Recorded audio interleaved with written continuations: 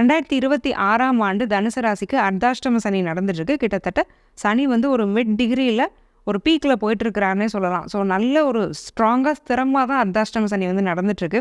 இந்த சமயத்தில் வந்து குழந்தை பாக்கியம் இருக்கா அப்படின்னு கேட்டிங்கன்னா த ஆன்சர் இஸ் எஸ். என்ன காரணம்னா 5ஆம் அதிபதியான செவ்வாய் உச்சமாக இருக்க தான் இந்த வருஷம் பிறக்குது.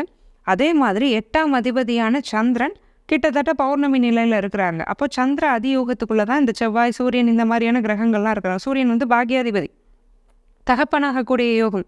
பாக்கியம், தகப்பனாகிறதும் தாயாகிறதும் ஒரு பாக்கியம். அதை கொடுக்குற பாக்யாதிபதி சந்திரதி யோகத்தில் இருக்கிறதுனால நிச்சயமாக குழந்தை பிராப்தம் இருக்குது. அதில் டவுட்டே இல்லை. ட்ரீட்மெண்ட் போயிட்டு இருக்கீங்க அப்படின்னா மட்டும் எந்த மந்தில் பண்ணணுங்கிறத பார்த்துக்கணும். ஏன்னா என்ன தான் சந்திரன் வந்து சந்திராதி யோகத்தை கொடுத்தாலும் சந்திரன் அஷ்டமாதிபதி.